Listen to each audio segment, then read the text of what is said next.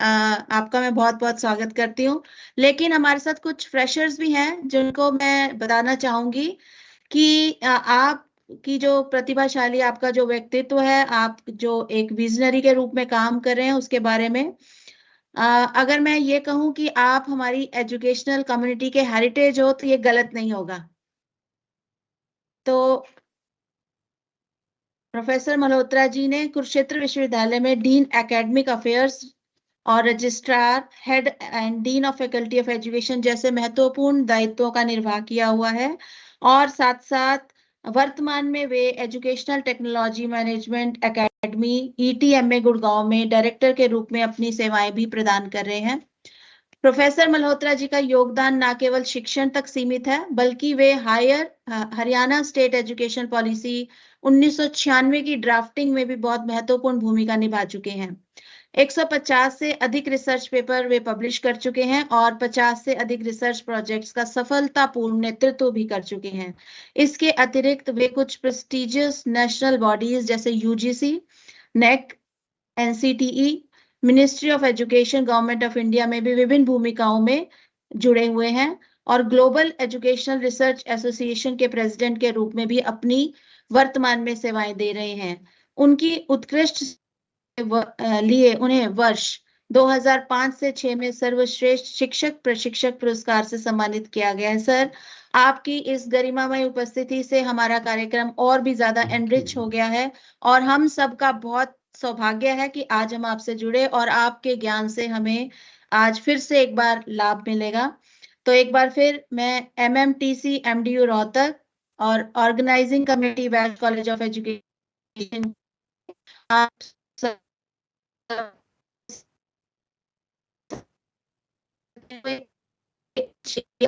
आपको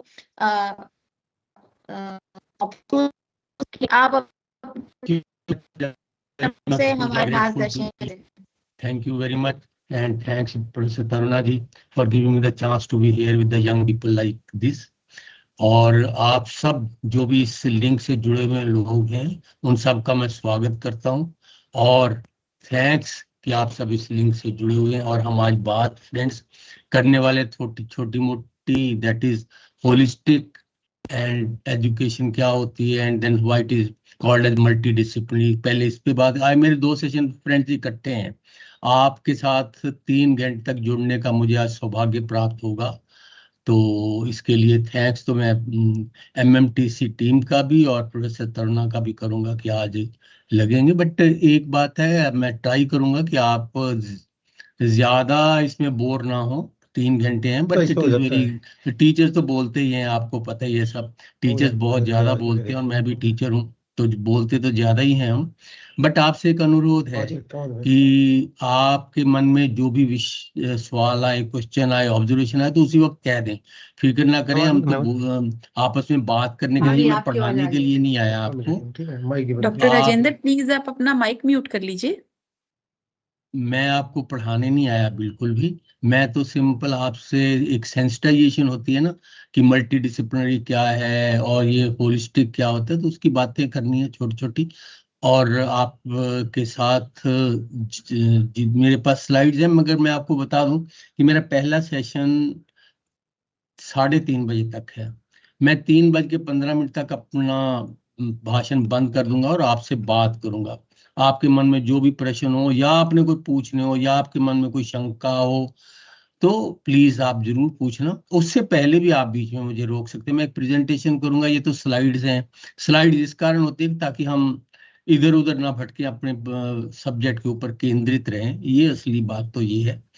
और हम छोटी छोटी बातें करेंगे, वो है कि that is after national policy तो आ ही गई, अब नेशनल पॉलिसी को 2030 तक टोटली लागू हो जाना है, तो इसके लिए अब हमें थोड़ा कष्ट भी करना पड़ेगा, समझना भी चाहिए इस बात को।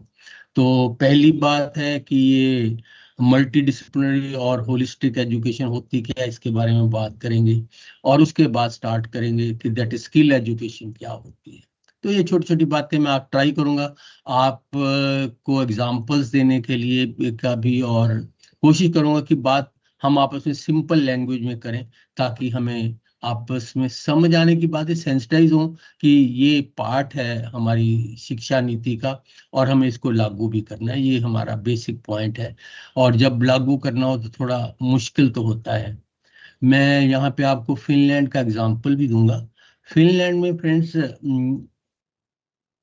छोटा सा देश है, मगर उसकी हायर एजुकेशन बहुत अच्छी है कहते हैं। मैं गया नहीं कभी, बट मैंने पढ़ा बहुत है उसके बारे में। फिनलैंड की हायर एजुकेशन बहुत अच्छी है।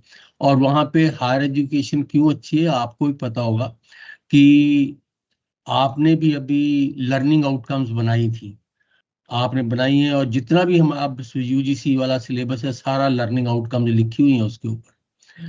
तो मेरा पॉइंट यहाँ पे ये है कि आपको बताना ये था कि एक फिनलैंड ऐसा देश था जहाँ पे गवर्नमेंट ने टीचर्स को बुलाया, यूनिवर्सिटी वालों को, और उनको कहा भी जब आपका ग्रेजुएट हो जाए कोई यहाँ से, तो उसके उसमें क्या क्या प्रतिभाएं होनी चाहिए, उसके अंदर क्या क्या आना चाहिए, उसको दैट इज लर्निंग आउटकम्स क्या होनी चाहिए। तो टीचर्स ने 1 महीना लिया और बता दिया कि हमारे ग्रेजुएट्स में ये प्रतिभा या ये हमारे उनके लर्निंग आउटकम्स होंगे। उन्होंने कहा ठीक है, अब इसके ऊपर एक पॉलिसी भी बना दो। तो टीचर्स ने बड़े खुश हुए, उन्होंने कहा चलो पॉलिसी बना देते हैं। और उन्होंने 3 महीने और लिए और पॉलिसी बना दी। और पॉलिसी बना के लाए। तो गवर्नमेंट ने कहा "अब ये तो पॉलिसी आपने बनाई, अब इसको लागू कर लो"। और फ्रेंड्स इस तरह पॉलिसी वो लागू हो गई और आज तक लागू है। वो भी हमारे जैसे ही देश था जहाँ पे हायर एजुकेशन को लोग क्रिटिसाइज करते थे, मगर आज उसकी हायर एजुकेशन सबसे अच्छी है, क्योंकि जिन्होंने पॉलिसी बनाई उन्होंने लागू की। मगर हमारे यहाँ ऐसा हो नहीं सकता, क्योंकि हमारा देश बहुत बड़ा है, यूनिवर्सिटीज भी बहुत ज्यादा। आप देखो ना, इस वक्त 1200 के करीब यूनिवर्सिटीज हैं और कोई 70,000 के करीब हमारे कॉलेजेस हैं। तो इसमें इतनी बड़ी हायर एजुकेशन सिस्टम में कहाँ ऐसे हो सकता है कि सारे टीचर्स पॉलिसी बनाएं, और उसमें थोड़ा प्रॉब्लम्स तो है। इसीलिए ये ओरिएंटेशन एमएमटीसी प्रोग्राम्स चलाते हैं, ताकि हम आपस में बात कर सकें। तो मैं तो सिंपल ये बता रहा था कि ये क्यों हुआ। अब मैं आपको बताता हूँ कि ये जो हमारा सब्जेक्ट है that is multi disciplinary and holistic education. तो ये क्या मल्टी डिसिप्लिनरी क्या होता है, होलिस्टिक क्या, इसके बारे में बात करेंगे। और मैं आपको बता दूं कि दैट इज नॉलेज या ज्ञान तो होलिस्टिक ही होता है।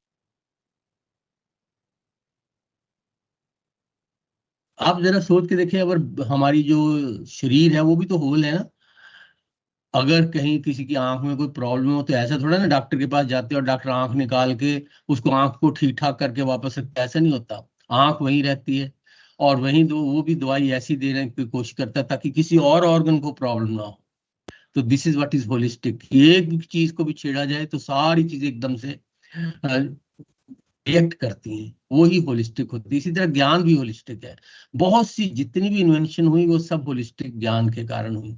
कभी भी ऐसा नहीं हुआ कि किसी को ज्ञान क्या एक क्या कहा जाए सब्जेक्ट के बारे में हो। अब मैं आपको इसकी एग्जांपल देता हूँ। न्यूटन को आप क्या कहेंगे कि क्या न्यूटन फिजिक्स वाला था? नहीं। क्या न्यूटन केमिस्ट्री वाला था? नहीं। क्या न्यूटन फिलोसफर था? यस। ये सारा न्यूटन के पास एक बहुत बड़ा क्वेश्चन था और लोग उसके पास आते रहते थे क्वेश्चन लेके, और वो उनको ही फाइंड आउट करता रहता था। कैन यू इमेजिन कि न्यूटन का सारा टाइम उसी में ही निकला। और वो जो कहते हैं ना, न्यूटन बाग में बैठा था, उसने देखा सेब गिर रहा है तो उसने ग्रेविटी की थ्योरी में, ऐसा नहीं हुआ। न्यूटन ने लिखा जरूर है कि मैं बाग में बैठा था, मैंने सेब गिरता हुआ देखा। तो लोगों ने पूछा और फिर उसने अध्ययन किया और काफी काम किया। मैं सिंपल बताना ये आपको ये चाहता हूँ यहाँ पे कि सारे डिसिप्लिन इकट्ठे हैं। न्यूटन एक सब्जेक्ट का नहीं था, वो सारे सब्जेक्ट का था। और इसीलिए हमें सारे सब्जेक्ट ही अच्छे लगते हैं। यहाँ पे आपको मैं फिर बताना चाहूँ, पहला सब्जेक्ट जो दुनिया में आया, ये जो यूनिवर्सिटीज में आया, चाहे वो भारत था चाहे कोई और देश था, पहला सब्जेक्ट वो फिलॉसफी आया।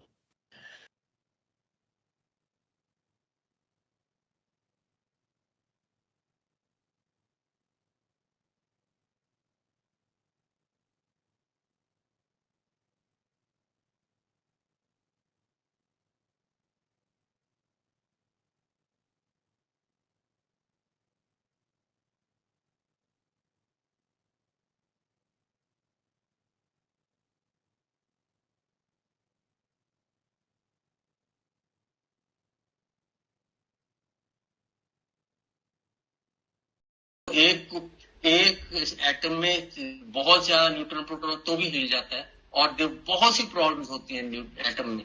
So this is what I am simply telling you कि दैट ये आपस में सब्जेक्ट किस तरह जुड़े हैं, और एक सब्जेक्ट से हम नॉलेज लेते हैं. दूसरी बात ये भी है, और वहीं वो भी दवाई ऐसी दे रहे की कोशिश करता है ताकि किसी और ऑर्गन को प्रॉब्लम ना हो. तो this is what is holistic. एक चीज को भी छेड़ा जाए तो सारी चीज एकदम से रिएक्ट करती है, वो ही होलिस्टिक होती है. इसी तरह ज्ञान भी होलिस्टिक है. बहुत सी जितनी भी इन्वेंशन हुई वो सब होलिस्टिक ज्ञान के कारण हुई. कभी भी ऐसा नहीं हुआ कि किसी को ज्ञान एक क्या कहा जाए सब्जेक्ट के बारे में हो. अब मैं आपको इसकी एग्जांपल देता हूँ. न्यूटन को आप क्या कहेंगे? असेस करें, टीचर को भी शक हो सकता है, ठीक है, कोई नहीं, कोई बात नहीं. दूसरी बात पीयर्स असेस करें. तीसरी बात सेल्फ असेसमेंट हो. और चौथी बात जनरल असेसमेंट जो होती हो, और चारों इकट्ठी होंगी. ये होलिस्टिक असेसमेंट का प्रोसेस है. सिर्फ 4 के मतलब नोबेल लॉरेट का भी बताया कि उसके अंदर कौन सी स्किल है, नारायण मूर्ति के अंदर कौन सी स्किल है जो इससे इतना बड़ा बना, मुकेश अंबानी क्यों इतनी कौन सी स्किल है, और शाश्वत नकरानी के पास कौन सी. तो स्किल मैं बताऊंगा. अब आपको कौन सी स्किल्स हैं जिसके कारण ये इतने बड़े बने. नारायण मूर्ति के पास सबसे बड़ी एक स्किल, बिल गेट्स का एग्जांपल इसलिए दिया, उसको थोड़ा सा म्यूजिक का ज्ञान था, और उस म्यूजिक के ज्ञान से आपको पता उसने माइक्रोसॉफ्ट बनाया, और फिर दैट इज वर्ड, और ये सारा कुछ किया. तो कैन यू इमेजिन. मगर एक बात थी कि दैट इज म्यूजिक को समझा. उसने देखा कि म्यूजिक एक ऐसी साइंस है, म्यूजिक वाले होंगे तो उनको ज्यादा पता होगा, जो बहुत ज्यादा सिस्टमेटिक है. जो भी नोट्स होती है म्यूजिक में, नोट्स होते ना, जो भी नोट्स की हिंदी तो नहीं पता, नोट्स होते जो होते हैं, तो दैट इज नोट्स के कारण उसने कहा कि सब अरेंज कर डिफरेंट, कि वो अनएम्प्लॉयबल है. तो इसका मतलब देयर इज स्किल गैप, यानी जो इंडस्ट्री कुछ और चाहती है और हम वो स्किल दे नहीं पाते. तो इसमें मैं एग्जांपल दूंगा. Right from the history graduates to the political science literature graduates की बातें करेंगे कि दैट इज रियली उनके अंदर हम पुरानी चीजों, पुराने तरीके का जो सिलेबस उसको चेंज करके नए तरीके की स्किल डेवलप करेंगे, सो दैट उनकी एम्प्लॉयबिलिटी बढ़ेगी. और सचमुच डिमांड है आजकल इंडस्ट्री में. फिर थोड़ी सी बात करेंगे यूनिवर्सिटी इंडस्ट्री का आपस में क्या रिलेशनशिप है. फिर ये है फलाना है, वो इतने अच्छे हैं, हम क्यों नहीं है. तो रीजन यही है कि हमारे अंदर इकोनॉमिक्स की या इकोनॉमी की हमें नॉलेज कम है. वो होनी चाहिए ना. It is a part. आज वो गया जमाना जब नहीं होती तब भी चलता था, अब नहीं चलता.